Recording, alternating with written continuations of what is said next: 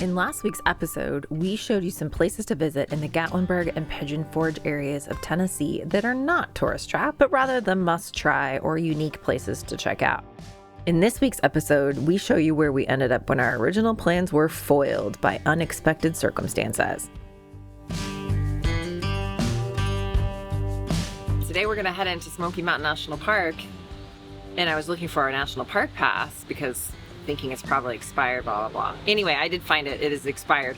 But then I remembered that Smoky Mountain National Park is one of the national parks that you get into for free. So we don't even need the National Park Pass. We can just go in. So we're going to head to a place that, Ben, you tell them. You researched this one, so.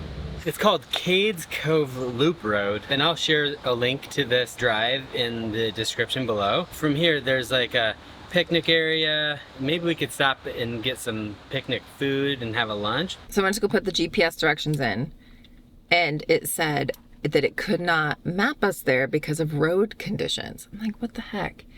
So I look up on the National Park website, and apparently throughout the whole summer, Wednesdays, Cades Cove is vehicle free for pedestrians and bicyclists, which I mean is fine. Like we could drive down there, I guess. But then we also were looking at the map.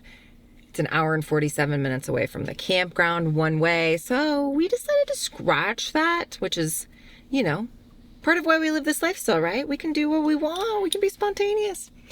So we decided we're going to go now to the Bucees that just recently had its title removed as the largest, but it was the largest as of 6 months ago. So we're going to go there instead.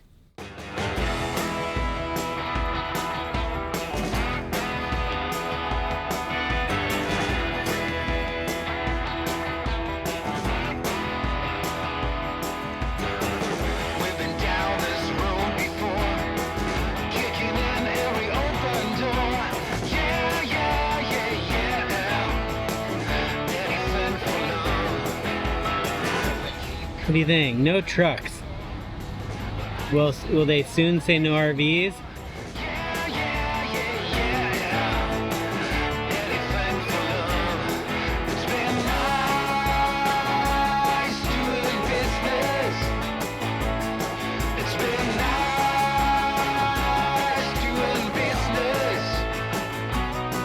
There they are.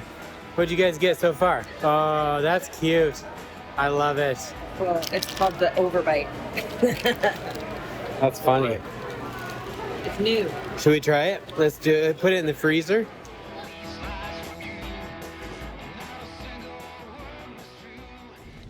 You know what we should get in our RV? What should Hydraulics. we get? Hydraulics? So like when we come to a parking lot, we can be like boom, ba boom, ba boom. Oh. Boom, ba boom, ba boom. What'd you get? Chicken sandwich. How is it? Good. Paddle tail and an extra large brisket sandwich. All Which one are you right. eating Doing first? dessert first? No. Then we Just cut that. Just- that. Can a little bit of both? Good. Bouncing out. Okay.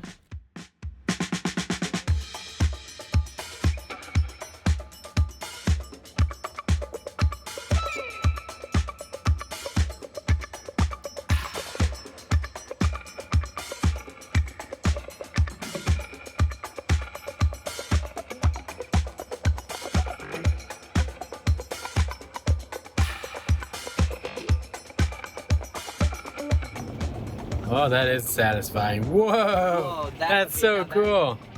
No way. Wow. Okay, that's cool.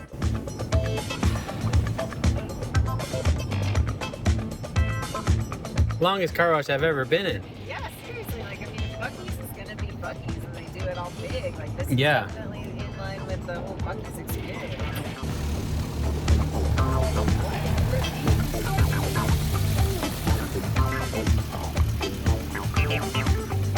Another soap. What? Another one, huh? Dang. Oh, that's probably the wax.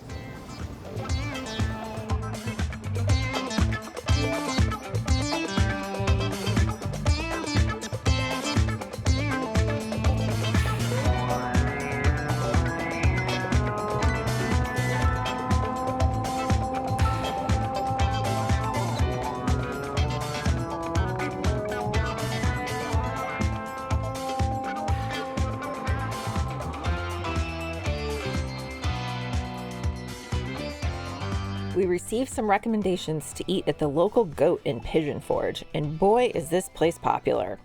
It was about a 30-minute wait, but it was so worth it.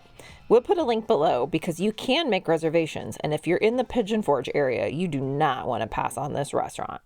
So before we move on in this week's episode, and we've got some really interesting things that did happen a little later in the video, and here's a spoiler alert, okay? We had a little mishap with one of the cats that in all of our years of RV travel, well, it's never happened before, but before we get to that, I want to take a quick minute to share about something that makes our RV feel more like home when we're on the road.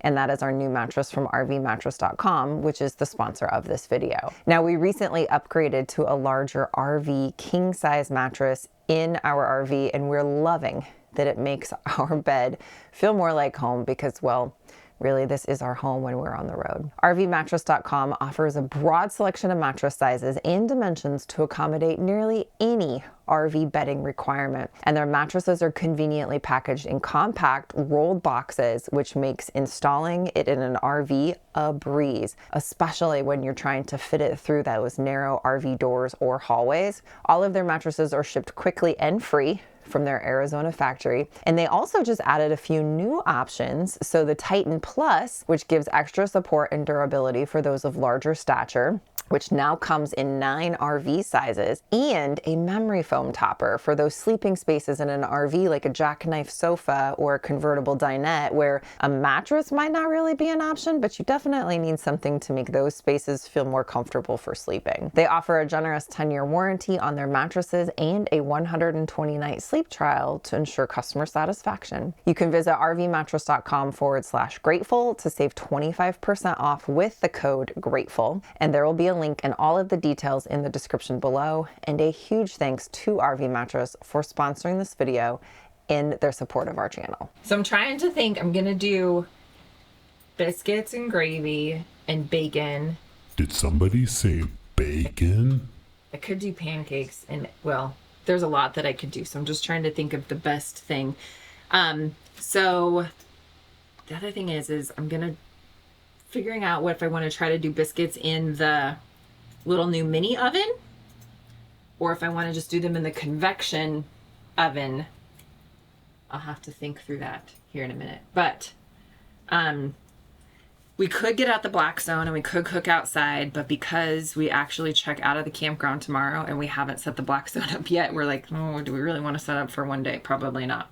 We're becoming way more minimalistic, I feel like, in our travel style versus, you know, the campers that go all out. You have to let us know. Are you the camper that goes all out and setting everything up, or do you just throw out a couple chairs and call that good? All right, so we're gonna do the sausage in here.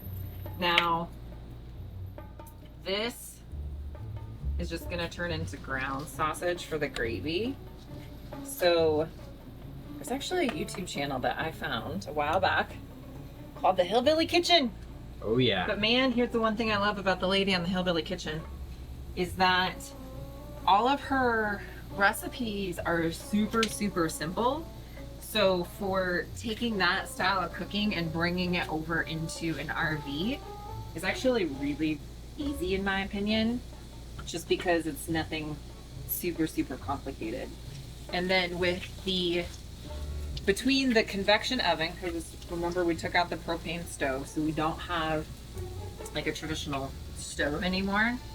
But between the convection oven and now the little countertop nosh oven, really pretty much have everything I need. So we're gonna do some sausage gravy, which gonna get the sausage browned up first, do some bacon over here, and then for biscuits, self-rising flour. This is key. You absolutely need to have self-rising flour, and to get the right consistency, you do need a flour sifter. So got this, we're gonna mix this up, and then it's 2 ingredients.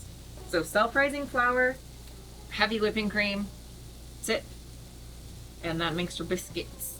So keep it simple. Keep it simple. Technically these biscuits, you should cook them at 500 degrees. This I know maxes out at like 475. So if that will go up to 500, actually I will use that, but I haven't tried it, so I'll test that out. We'll let you know what I end up going with. It's smelling amazing already. Yes. So. And then I need my mix and chop thing. So this is going to be ground sausage. That's the one sausage patty for Trin. Oh, your sausage patty's ready? Eh? Am I smelling bacon? I like your Bacon. I bandana. like it too. We say Romestead. Homestead. Nice, buddy. You look good. Thanks, man. Bacon? Mm-hmm. Sausage and bacon? Oh, yeah. All right, so I decided I am going to do the bacon in the little Nosh oven on air fry. And that way I can have this pan here for eggs. So I will have, that's gonna be the gravy, eggs, bacon in here. And then this, I did find this tops out at 450. Okay. So I am gonna use this for the biscuits because they do need the highest temp possible. All So right. use that for that, and then What does the Nosh top off at? Do you know yet? it tops off at 425. Oh, 425. Yeah, so I'm gonna have to do the biscuits in here because it's Okay. as high of temp All as right. possible. So we'll throw this into there, and then we'll just turn this on to air fry.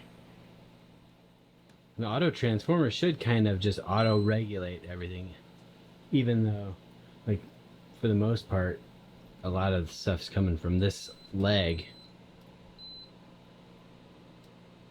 So we'll throw that on air fry. And I still gotta get the biscuits cooking. Did you cook any salmon? No, you didn't, because you don't understand that I rule the roost around here, filthy human. Like right, I know kind of like if it's the right consistency or not.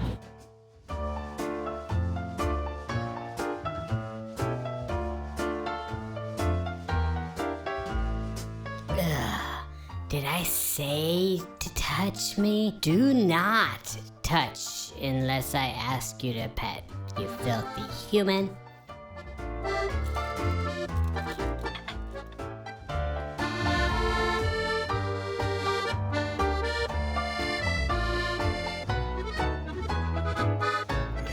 Is it bad to say I love my own cooking? Not at all. It was amazing. Thank you for cooking that. It's tasty. Oh, I have bacon. What?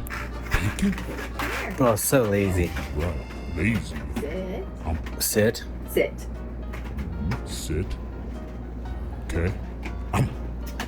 Nom, nom, Bacon. Basket. nom. More? Oh, yes. Oh, I gotta get up. Nom, nom, nom. There you go, folks. You like the bacon? Yes. Yum. Thank you. It was time to move on to the next destination. And if you didn't watch our full video about the Romestead Campground, we'll put a link at the end of this one where you can learn more. But this adventure is far from over because of a little incident that's just about to occur.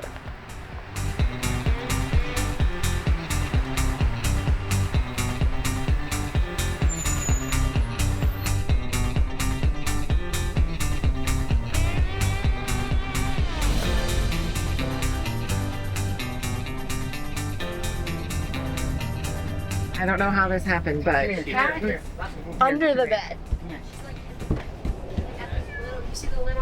you see her eyes. Poor thing. How'd you get in there? There's a little gap. We can lift the bed. Come on. So I think when you had the leaf blower out, she freaked out, and the slide was out. Oscar, move. So she was able to get in there, but now she's trapped because the slide's in. All right, come on. Let's go. Come on. Let's go. Let's go. Let's go. Ready? 1, 2, 3, go. Come on, kitty, kitty. Come. Don't drop it. Come. Come on. Come on. There she is. Come on. Come on. Come. Come on, kitty, kitty, kitty. Come here. Nobody puts Come trying on. there. Come Come on. here. There you go. That's fine. Here, watch out. Get on the side. There you go. There you go. All right. Oh, crap. What? I just handled this with my grease. Oh no. Yeah, That was here a we go. spot. I've been. I got a low coolant message, so I need you to come back there and just confirm the coolant fill is the coolant fill, so I'm not putting it in the wrong place. You need me to confirm this for I just need a second set of eyes. As we were driving up some mountain passes, our low coolant light came on. Sure enough, something happened and we lost some coolant out of the back. We stopped at a Love's Travel stop and had someone look to make sure we were not leaking coolant and to add some more. Got a little bit of antifreeze on here. But, back, but I did get it filled up.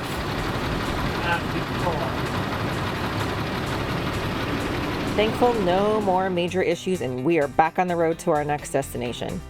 These types of issues definitely bring back memories of times we were not so lucky. And you can learn more about one of those experiences in this video right up here.